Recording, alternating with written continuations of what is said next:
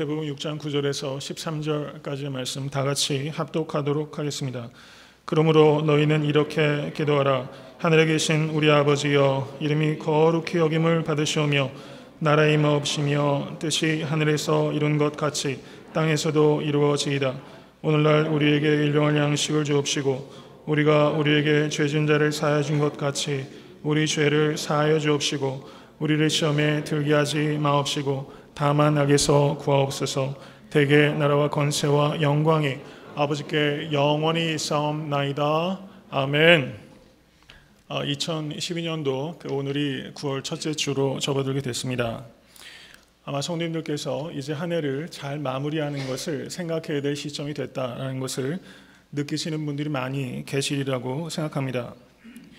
한국에 김현승이라는 시인이 계셨습니다. 그분이 노래하기를 가을에는 기도하게 하소서, 낙엽들이 지는 때를 기다려 내게 주신 겸허한 모국어로 나를 채우소서라고 가을에 노래한 적이 있습니다. 그래서 저는 오늘 설교를 가을의 문턱에서 기도 순례 6번째 주님의 기도에 대해서 성도님들께 말씀을 전하기로 결정하게 된 것입니다. 성경에 나타나는 많은 모범적인 기도들이 있습니다. 그런데 그렇게 많은 모범적인 기도들 가운데 가장 성도들에게 표준적인 기도라고 한다면 그것은 단연 주님께서 가르쳐 주신 기도라고 할 수 있을 것입니다. 그것은 예수님께서는 하나님이시며 동시에 참 인간이시기 때문에 하나님의 마음에 가장 합하는 기도를 드리실 수 있는 분이시기 때문입니다. 오늘 본문 말씀과 병행 본문인 누가복음 11장 1절을 보시면 제자 중 한 사람이 예수께 나와서 기도를 우리에게 가르쳐 주옵소서라고 청하게 됩니다. 그래서 예수님께서 그 요청에 답하시면서 가르쳐 주신 기도가 바로 주기도문이라는 것을 우리가 기억할 수 있게 되길 바랍니다. 저는 여러분과 저에게 오늘 아침에 이 마음이 있게 되기를 간절히 바랍니다. 주여 우리에게 기도를 가르쳐 주시옵소서. 여러분, 많은 기도를 드리는 것 중요한 일입니다. 그렇지만 많은 기도를 드리는 것보다 더 중요한 것은 바른 기도를 드리는 것입니다. 우리가 기도는 나름대로 하면 되는 것이다 라는 생각을 버려야만 되는 것입니다. 기도를 위하여 기도해야 될 필요가 있다는 것을 오늘 본문을 통해서 우리는 깨달아야만 되는 것입니다. 저는 여러분과 저희가 오늘 기도하시면서 하나님 나의 기도를 변화시켜 주시옵소서. 우리는 기도가 변하는 만큼 변하게 되고 우리는 기도하는 만큼 우리는 성장하게 될 것이기 때문입니다. 주기도문은 기도의 순서와 내용에 있어서 가장 완전한 기도라고 할 수 있습니다. 주기도는 주님께서 주님의 제자들에게 주신 선물과 같은 기도라고 이해할 수 있습니다. 저는 주기도의 부제를 그래서 제자들의 기도다 이렇게 붙이는 것이 그 내용적으로 매우 적절하다고 생각합니다. 그렇지만 어떻습니까? 우리들 가운데 많은 이들이 실제 많은 기독교인들이 주기도문으로 기도할 때 그것을 별반 감흥이 없이 그리고 그 의미를 제대로 헤아리지 못하면서 형식적으로 주문을 외우는 것처럼 주기도문을 드릴 때가 많이 있다는 것을 우리는 깨닫게 됩니다. 왜 그렇게 우리는 주기도문을 형식적으로 드리고 있습니까? 그것은 주기도문을 통해서 우리가 무엇을 하나님 앞에 기도하고 있는지 그것에 대해서 무지하고 무관심하기 때문이라는 것을 우리는 바라볼 수 있어야만 되는 것입니다. 그렇지만 오늘 말씀을 통해서 저는 여러분과 제가 우리가 드리는 그 주기도문의 내용 한 가지 한 가지를 깊이 생각해보고 그리고 그것이 얼마나 급진적인 기도인가를 우리가 깨닫게 될 수 있게 될 간절히 바랍니다. 주기도문을 보시면 주기도문의 전반부는 하나님의 전능하심을 마주 대하는 기도라고 할 수 있습니다. 그에 반하여 주기도문의 후반부는 인간의 무능함을 마주 대하는 기도라고 할 수 있습니다. 여러분, 인간이 하나님의 전능하심을 마주 대한다는 것도 두려운 일이고 그리고 자기 자신의 무능함을 마주 본다는 것 역시 무서운 일이라고 할 수 있는 것입니다. 그러므로 하나님의 전능하심을 마주 대하고 그리고 인간의 무능함을 마주 대하는 것 모두 역시 용기가 없이는 드릴 수 없는 기도라는 것입니다. 저명한 기독교 변증가요 훌륭한 목회자였던 프레드릭 뷰크너라는 목사님이 계십니다. 이분이 쓰신 책 중에 당신의 삶에 귀를 기울이라 라는 책이 있는데, 그 책에서 이 목사님께서 이런 말을 합니다. 주기도를 입 밖에 내는 것은 사자를 우리 밖으로 꺼내는 것과 같습니다 라는 말을 했어요. 주기도를 드리는 것은 사자를 우리 밖으로 꺼내는 것 같다. 저는 이와 같은 통찰이 매우 신선하고 그리고 매우 적절하게 주기도문의 본질을 꿰뚫은 것이다, 그렇게 생각합니다. 주기도문의 진정한 의미를 우리가 헤아린다면 주기도문은 담력이 없이는 드릴 수 없는 크고 무서운 기도, 그 기도가 바로 주기도문이라는 것입니다. 이제 저는 주기도문이라는 사자를 우리에서 꺼내고자 합니다.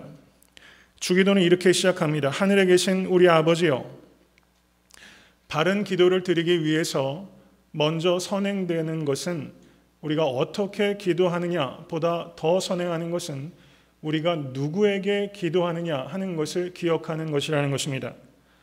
여러분과 저는 하늘에 계신 우리 아버지께 기도하고 있다는 것을 모쪼록 잊지 않으실 수 있게 될 주님의 이름을 간절히 축원합니다. 예수님께서는 우리 아버지여 라고 하나님을 부르셨어요. 하늘에 계신 우리 아버지여, 우리 번역의 순서는 이것이 뒤집혀져 있지만 실제 성경 원어는 영어 번역과 같이 Our Father who are in heaven, 우리 아버지여 라고 주님께서 먼저 부르셨습니다.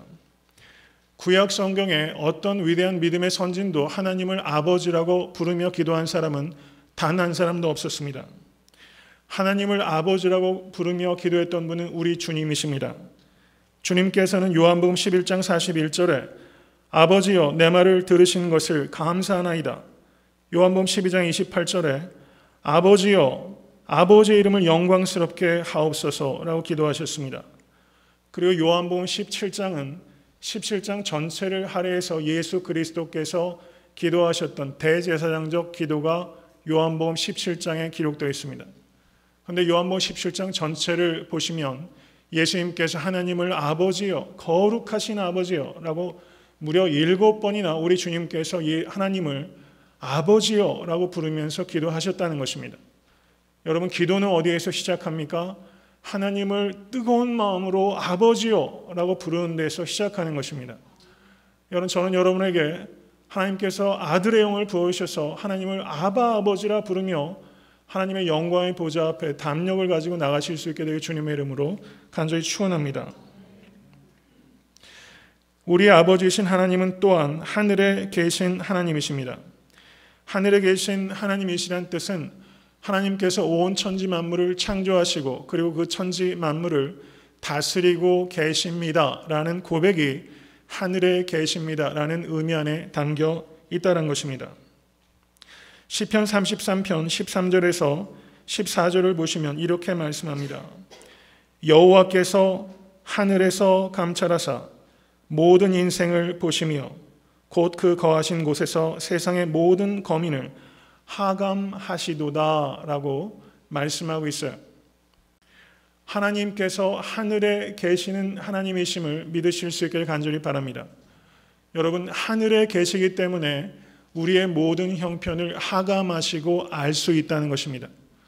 하늘에 계신 하나님이시기 때문에 우리 곁에 항상 계실 수 있다는 것을 기억하실 수 있게 간절히 축원합니다.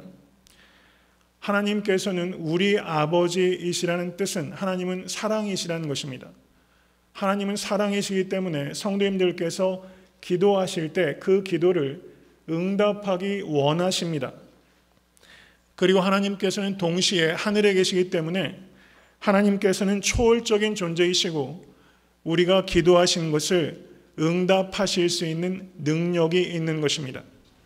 그래서 하늘에 계신 우리 아버지여 라고 기도할 때는 우리가 하나님의 사랑과 하나님의 능력을 믿고 고백하는 것입니다. 여러분, 이 믿음과 이런 담력을 가지고 하늘에 계신 우리 아버지께 나아가시는 사랑하는 모든 성도 되실 수 있게 되기를 주님의 이름을 간절히 축원합니다. 주기도문을 기도하실 때 성도님들께서 발견하실 수 있는 가장 두드러진 특징 가운데 하나는 주기도문에 우리라는 말이 많이 반복되고 있다는 것입니다. 하늘에 계신 우리 아버지요, Our Father 라고 기도하고 있는 것입니다. 주기도문에 이와 같은 우리라는 1인칭 복수가 무려 6번 사용되고 있습니다. 만약에 주기도문을 이렇게 바꾼다면 어떤 일이 벌어지겠습니까?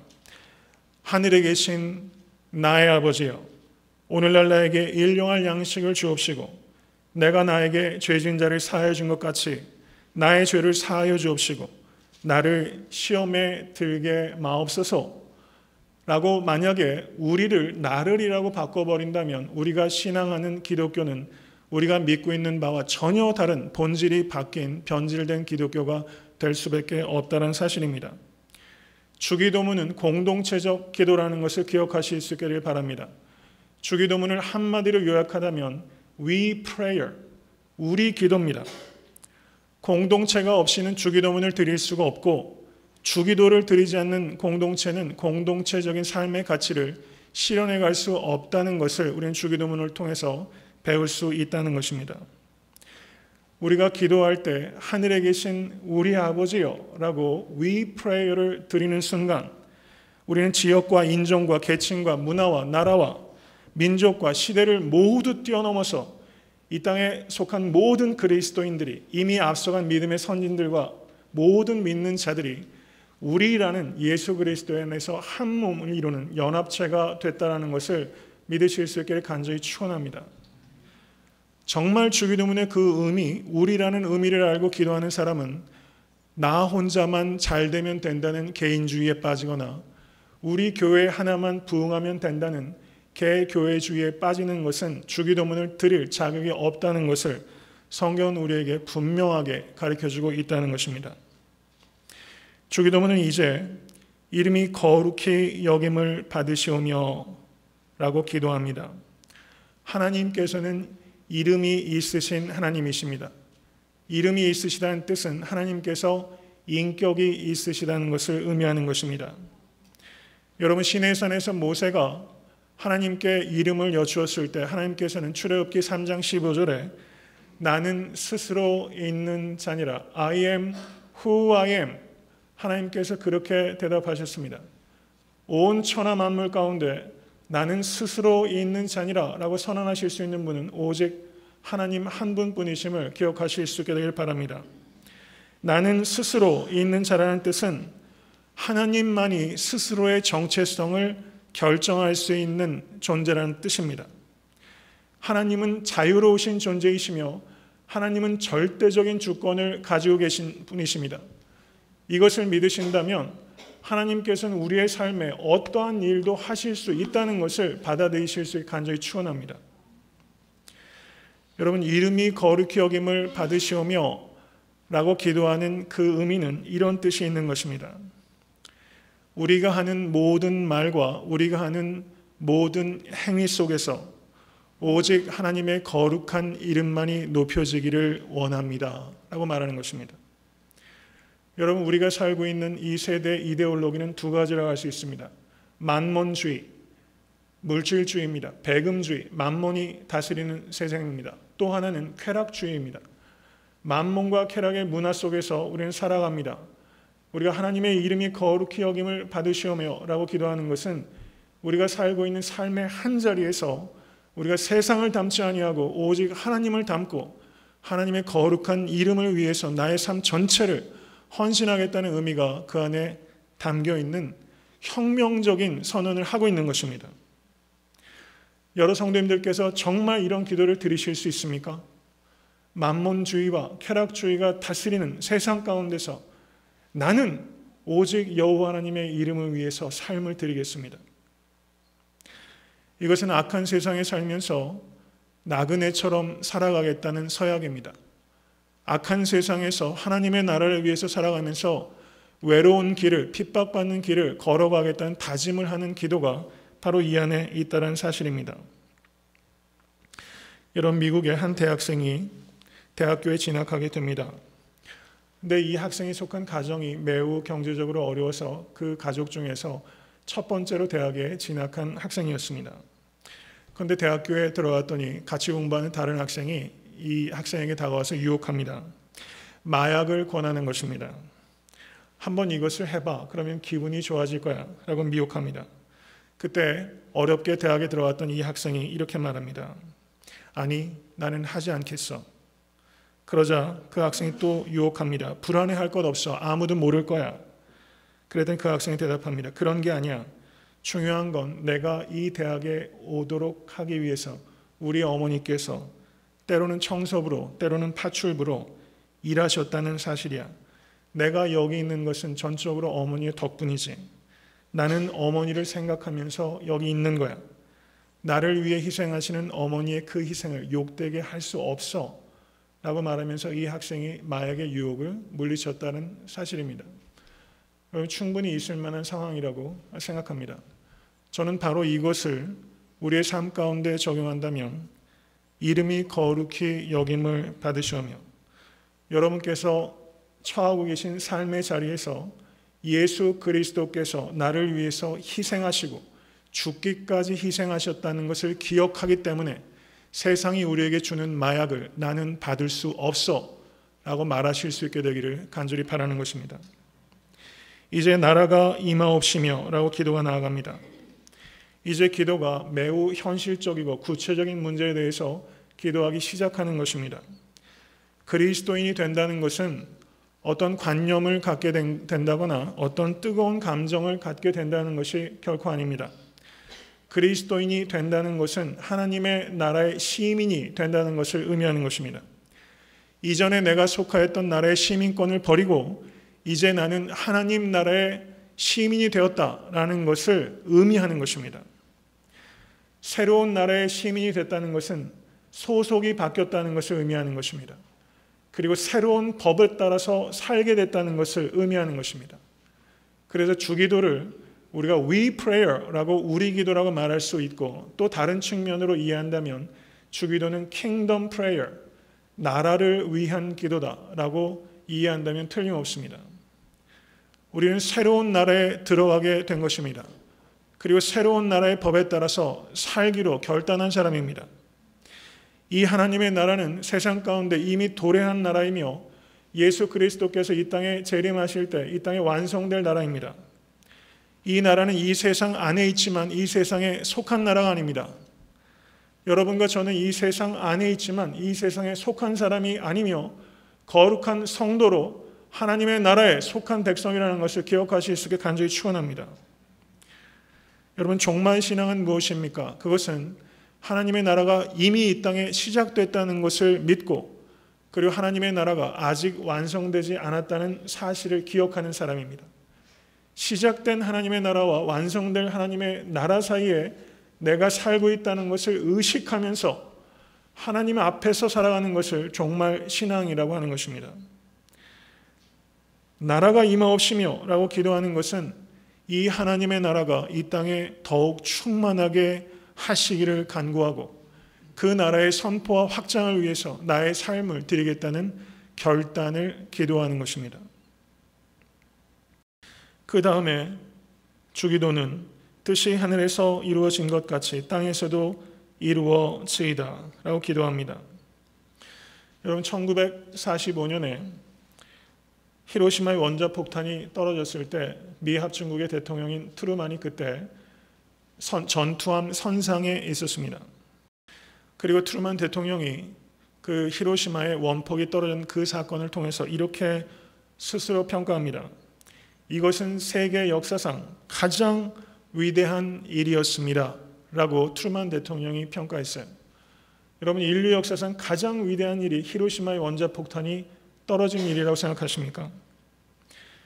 인간이 역사상 벌인 가장 끔찍한 일은 하나님의 아들이신 예수님을 십자가에 못 박아 죽인 일입니다. 하나님께서 인간을 위해서 행하신 가장 위대한 일은 하나님의 아들이신 예수 그리스도를 인간이 십자가에 못 박도록 허락하신 일입니다. 인간이 벌인 가장 끔찍한 일이 하나님께서 인간을 위해서 행하신 가장 위대한 일이라는 이 역사를 믿는 것을 믿음이라고 하는 것입니다. 여러분, 성 어거스틴은 이런 말을 했습니다. 이 세상에서 인간의 삶은 수많은 닭 발자국이 어지럽게 찍혀있는 양계장 바닷가 같다. 이런 말을 했어요. 여러분 혹시 닭을 키워보셨습니까? 양계장에 가보신 경험들은 다들 있으시지 않을까 생각합니다. 양계장에 수많은 닭들이 어지럽게 찍어놓은 그 닭 발자국과 같은 것이 인간이라고 얘기할 게 뭐가 있겠어요? 내가 여태까지 살아오면서 찍어놓은 발자국입니다. 무슨 목적과 의미를 가지고 무슨 열심을 가지고 살았는지도 모르게 수많은 발자국을 어지럽게 찍으면서 살아온 양계장, 여러분들께도 그런 양계장이 있지 않습니까? 성 어거스틴은 바로 인간의 역사가 만들어 놓은 것들이 바로 어지럽게 보이는 양계장의 닭발자국과 같은 것이다, 이렇게 말하고 있다는 사실입니다. 그렇지만 인간은 양계장에 찍혀놓은 닭발자국 같은 어지러움과 혼돈을 가중시키고 있지만 성도는 그럼에도 불구하고 인간이 자기 뜻대로 어지럽게 찍어놓은 그 발자국들을 가지고 하나님께서 하나님의 구속이라는 거대한 그림을 만들어 가고 계시다는 것을 믿는 것입니다. 빌립보서 1장 6절은 너희 속에 착한 일을 시작하신 이가 그리스도 예수의 날까지 이루실 줄을 우리가 확신하노라. 믿으십니까? 이 확신 가지실 수 있게 간절히 바랍니다. 하나님을 사랑하는 자, 곧 그의 뜻대로 부르심을 입은 자에게는 모든 것들이 합력하여 선을 이루느니라. 사도 바울께서 또 이렇게 고백하고 있다는 사실입니다. 여러분, 지난주에 한국에 그 7살짜리 아이를 성추행한 23살짜리 그렇죠, 짐승이라고 말할 수 있는 한 인간의 이야기가 정말 센세이션을 일으켰고, 그 전에도 그런 비슷한 유사 일들이 한국에 있었어요. 고통스럽습니다. 더럽고 추악한 발자국들이 얼마나 찍히고 있는지 몰라요. 여러분, 그럴 때 우리는 낙심하기 쉽습니다. 그렇지만 믿으실 수 있게 간절히 바랍니다. 이 모든 일들을 통하여서도 하나님께서는 하나님의 그림을 견고하게 그려가고 계시다는 사실을. 여러분, 종교개혁자 마틴 루터는 이런 이야기를 했어요. 경청하시기 바랍니다. 하나님은 휜 활로도 쏘실 수 있고 절름발이 말도 타실 수 있습니다. 여러분, 인간은 휜 화살로 관역을 맞출 수 없고 절름발이 말을 탈 수 없어요. 그렇지만 하나님은 휜 활로 쏘실 수 있고 절름발이 말을 타실 수 있습니다. 여러분, 마틴 루터가 말했던 휜 활과 절름발이 말은 누구를 가리키는 것이겠습니까? 자기 자신을 뜻하는 것 아니겠습니까? 자기 자신은 휜 활과 같은 사람이요 절름발이 말과 같다는 뜻일 것입니다. 뜻이 하늘에서 이루어진 것 같이 땅에서도 이루어지이다. 여러분, 이 기도는 무서운 기도입니다. 이 기도는 하나님, 내 뜻대로 내 원대로 마옵시고 하나님의 원대로 하옵소서라고 기도하는 거예요. 여러분, 이 기도는 예수님께서 겟세마네 동산에서 드렸던 기도입니다. 여러분, 땀과 피를 쏟지 않고선 드릴 수 없는 기도가 바로 이 기도입니다. 여러분께서 몸이 건조하게 들으신 주기도문의 그 기도가 바로 이 무서운 기도를 드리고 있다는 것을 기억하실 수 있기를 간절히 바랍니다. 여러분, 능력 있는 기도자는 누구입니까? 내 뜻을 관철시키는 기도를 드리는 사람이 능력 있는 기도자가 아니라 내 뜻을 꺾는 사람이 능력 있는 기도자라는 것을 기억하시길 간절히 바랍니다. 하나님의 뜻 앞에 내 뜻을 꺾을 때 큰 기쁨을 누리신 성도 되실 수 있게 간절히 축원합니다. 하나님의 뜻이 이루어지기를 기도하며 나는 휜 활과 절름발이 말과 같습니다. 하나님, 그렇지만 하나님의 뜻대로 나를 사용하여 주시옵소서. 여러분, 이런 간절한 기대와 헌신이 여러분과 저에게 있을 수 있게 되기를 간절히 바랍니다. 그리고 주기도는 오늘날 우리에게 일용할 양식을 주옵시고 라고 기도합니다. 일용할이라고 번역된 성경 원어가 에피우시온이라는 그리스어가 사용되고 있습니다. 이 뜻은 생존을 위하여 필수적인 이라는 뜻이 있습니다.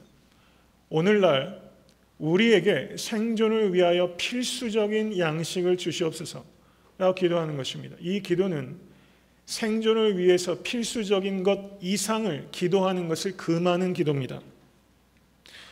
여러분, 이 기도가 쉽게 드릴 수 있는 기도입니까?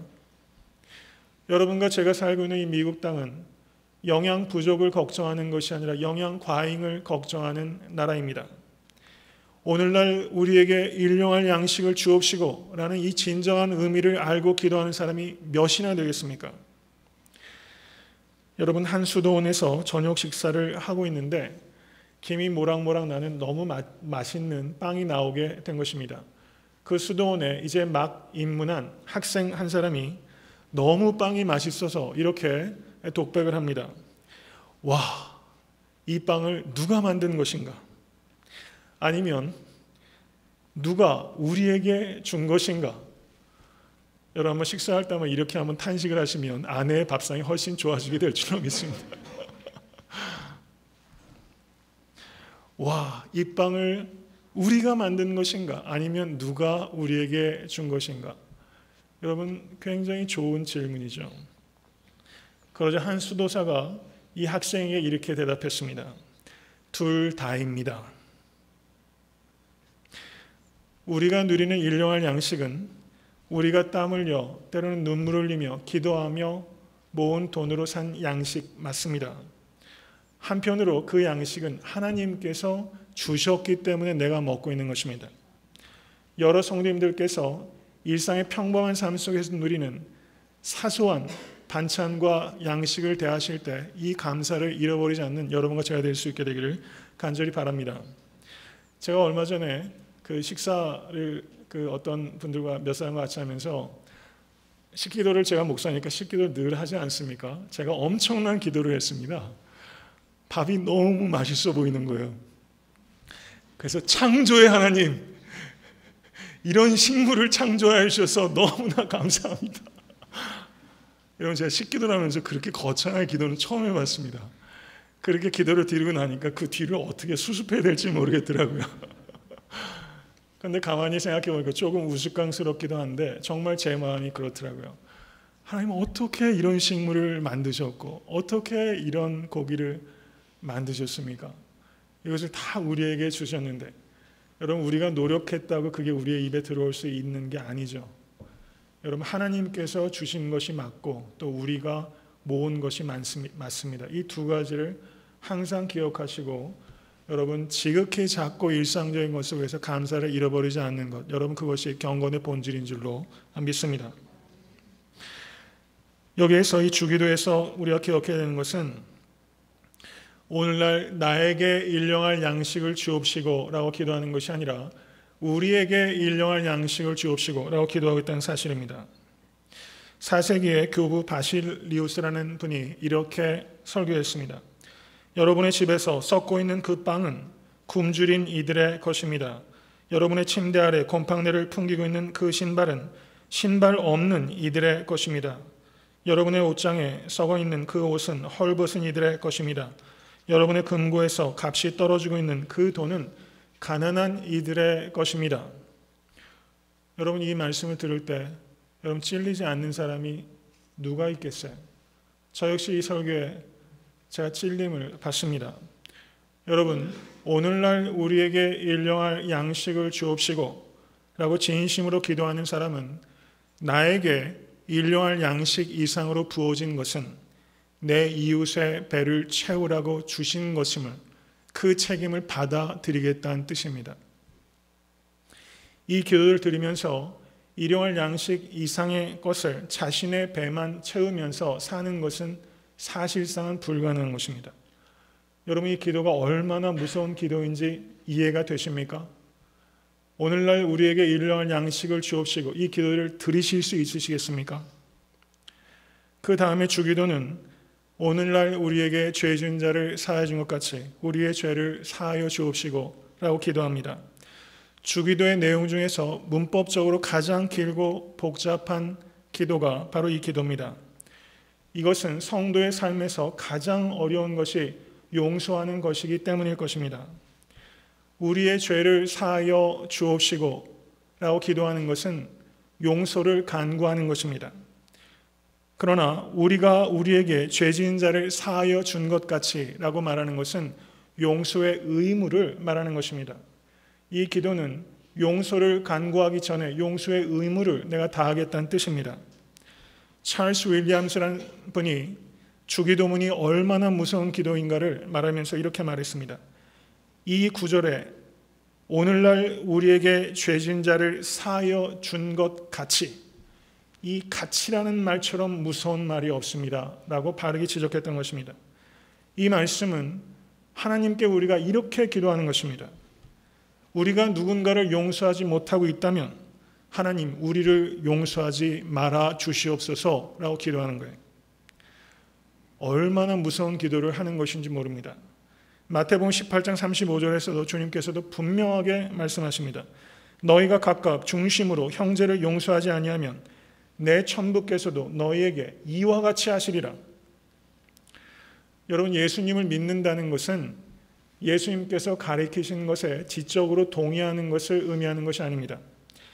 예수님의 삶의 방식을 내가 받아들인다는 것을 뜻하는 것입니다. 예수님의 삶의 방식은 용서입니다. 우리가 용서하지 않으면 예수님의 삶의 방식을 거절하는 것이고 그것은 곧 믿음의 행위가 아닌 것입니다. 여러분, 성경은 의지적으로 용서하라고 가르치지 않습니다. 우리의 용서의 행위는 의지의 행위가 아니라 믿음의 행위라는 것을 기억하십시오. 여러분, 하나님의 용서를 진심으로 깨닫는 사람은 그 용서를 나타내는 대로 열매를 맺을 수밖에 없다는 것입니다. 여러분, 이 말씀, 용서하라는 말씀이 성경에 얼마나 많이 나옵니까? 한쪽 뺨을 맞으면 다른 쪽 뺨을 내놓으라는 하나님의 말씀은 우리에게 억울하게 희생양이 되라고 우리에게 가리키는 자학적인 이상한 가르침을 우리에게 가리키는 것이 결코 아니라는 것입니다. 하나님께서 우리에게 용서하라고 가리키는 것은 우리가 희생자가 되라고 가리키는 것이 아니라 우리가 승리자가 되라고 가리키는 것입니다. 여러분, 미국에서 이민생활 하시면서 그리고 유학생활 하시면서 여러분 많은 상처를 받으면서 살아가고 계실 거라고 생각이 됩니다. 힘에 버거운 일들이 많으실 거예요. 여러분, 어려운 일 당하실 때 하나님 앞에서 우실 수 있게 되길 바랍니다. 제랄드 시처라는 사람의 책 중에 하나님 앞에서 울다란 책이 있어요. 여러분, 하나님 앞에서 우실 때 희망이 생기는 것입니다. 여러분, 누군가가 성도님들을 눈물 나게 하셨으면 여러분, 그 상처는 언제 치유되기 시작합니까? 내가 두 손을 불끈 쥐고 보복해서 치유되는 것이 아니라 두 손을 붙잡고 그 사람을 위하여 기도할 때 치유되기 시작하는 것입니다. 하나님께서 용서하라고 우리에게 가르치신 것은 가해자를 위한 가르침이 아니라 피해자를 위한 가르침입니다.